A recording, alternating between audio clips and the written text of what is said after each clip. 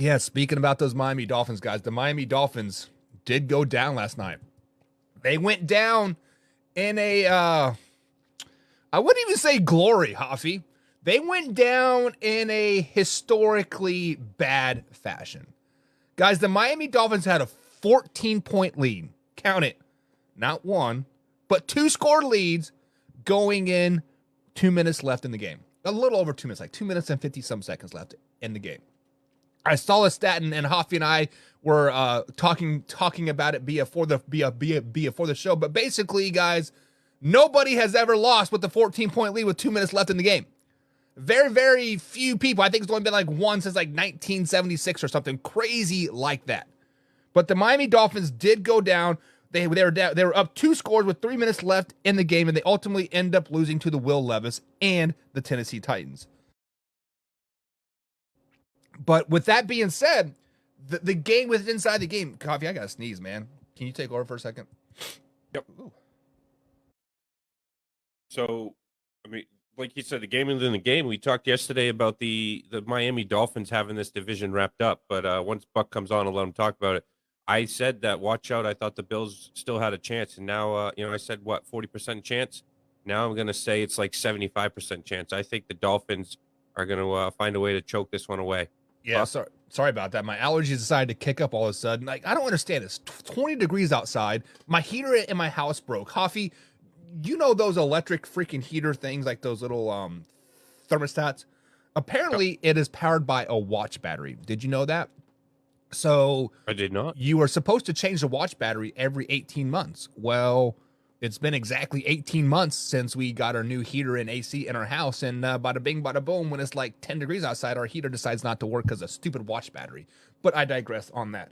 But going back to the game here. So the game within the game, obviously, guys, the minute the Miami Dolphins lost, losing train of thought here, reel it back in, right? But Tyreek Hill goes down in the first quarter. I think actually it may have been early second, but sometime in the first half. He goes down and he basically shows that he is the key to the ignition for the Miami Dolphins. He is the X factor. He is the Y factor. He is a Z factor. He is everything for the Miami Dolphins.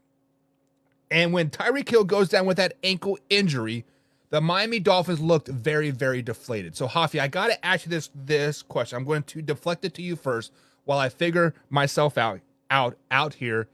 Is Tyreek Hill the true MVP of the NFL after watching the game last night? Yeah, I would say, I mean, even after his injury, when he came back and played sparingly, those few plays that he was in there, and he made some big plays. So, yeah, I would say that he is the MVP, and they had really no business being in that game last night, except for the fact that the Tennessee Titans literally tried to hand him the game. The guy muffing the punt return on the 10-yard line, gave them a free score there. But yeah, I think that Tyreek Hill absolutely has solidified himself as the, not necessarily the front runner for MVP, as far as between him, Dak, Brock Purdy, excuse me. But he's definitely, shown that Tua is not that guy. He is not the MVP. He is not the conductor of that choo-choo train.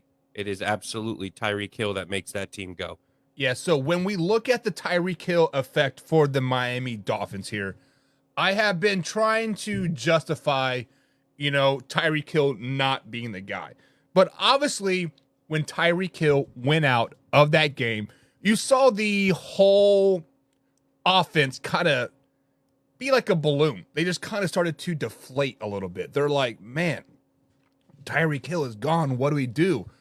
But I thought Jalen Waddle was supposed to be the guy. I thought the running back Raheem Mostert was supposed to be the guy. I thought Tua was supposed to be this MVP caliber, greatest quarterback to walk the earth thing, right?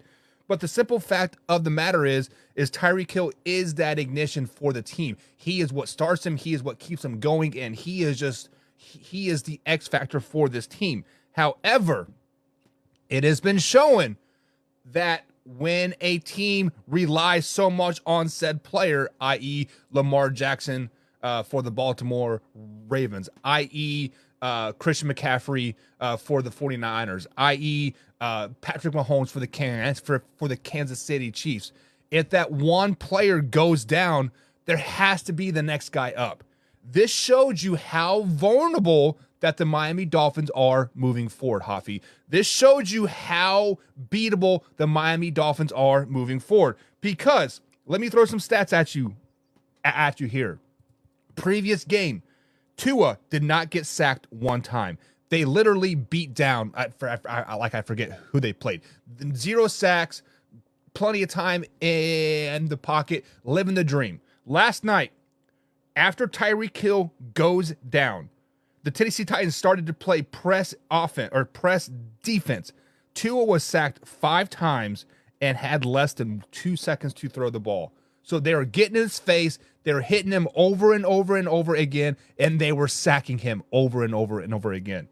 The blueprint to beat the the Miami Dolphins have been shown.